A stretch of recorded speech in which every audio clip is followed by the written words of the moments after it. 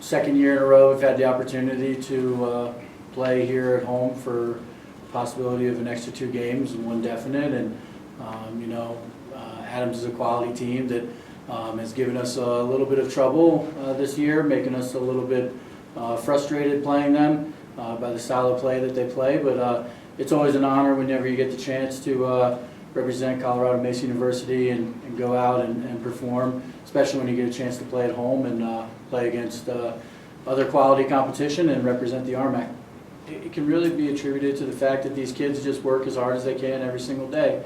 One thing that we ask them to do is try to get better every day and just bring the best amount of energy and focus and effort that they can to the practice field every day. And the guy to my right is a perfect example of that. If you ever watch Colorado Mesa University play, Jack is by far probably our fastest player, and the guy who is most electrifying.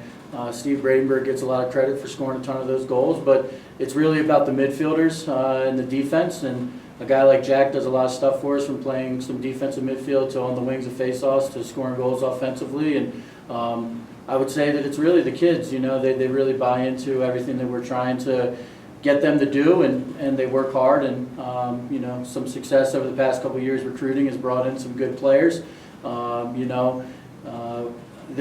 Today they released the all-conference team, and we had a good number of guys on there.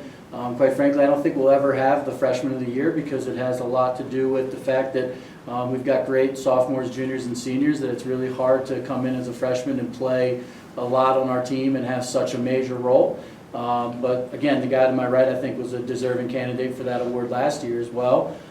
First team all-conference player as a freshman is pretty huge, and then today being named midfielder of the year was pretty awesome. And we work really hard. He was always telling us, control what you can control. And I think that is a big part of how everybody, just hustles every day, controlling the things that they can control, not worrying about other factors in the game, like what call the referee is going to make or something like that, just working hard for the next play and respecting the outcome. Yeah, absolutely. I think that anytime you can get players on an all-conference team, it's awesome. And then the opportunity to get above 5 is great too. And then anytime you're upwards of 10, it really shows the depth of the team and the ability of the team. And I'm just really happy for a lot of those guys. There's plenty of guys out there that don't always get the recognition day in and day out. Again, Steve, Jack, Remy, Brady, those guys get recognized a lot each game. But there's guys on the second midfield line, defensive midfielders, Connor Larrick being named short stick D-Midi. First team was awesome. Cole Smith making third honorable mention team was awesome as well. Brandon Wilson, who runs on the first line, with Jack being recognized as a second team all-conference player. Those things are all awesome, and it's really, really great for those guys to get awarded for their successes. And it's always great to have such notoriety brought to our program. It'll help us in recruiting. It'll help us in national recognition. And other than that, like we just got done talking about, congratulations, but don't let it go to your head. We've got a lot more we've got to accomplish still. Great question, because I think that's been the biggest thing is, I think over the past couple of weeks we've kind of just been a little sloppy and been going through the motions. And I think that this past Saturday against West Mini, we kind of turned it on a little bit more and kind of reached and strive for that next level.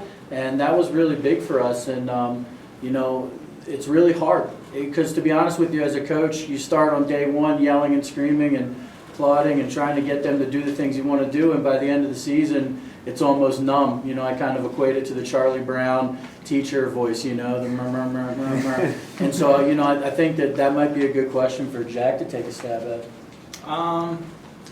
At the end of the season, you definitely get to the point where you're really just grinding out every day at practice, and it starts to get tough. But I think if you can look past practice and look at the great things you can accomplish in a game, and really, if we go out and the starters and everybody who's playing a lot gets done what we need to get done, some of those other guys who don't usually get to play in those games get a chance to go in and play, and I think that's really rewarding, just letting everybody get a chance to get in.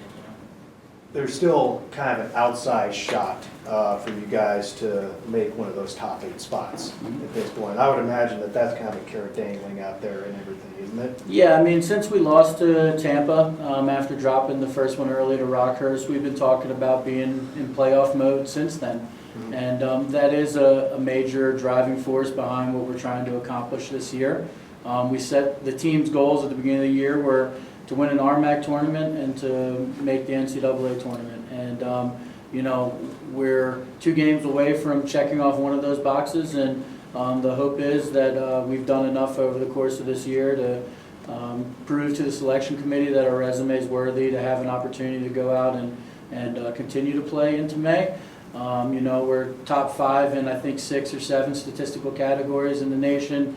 Top 2 in Southern win percentage, top 2 in goals scored, goal differential. We're an exciting team to watch, and that's the biggest thing to me is I don't know why you wouldn't want to put an exciting team in, but obviously they've got a lot of factors they need to look at, and we'll respect the decision that they make either way. It almost sounds like you're saying, well, we kind of deserve to be there if we win this weekend.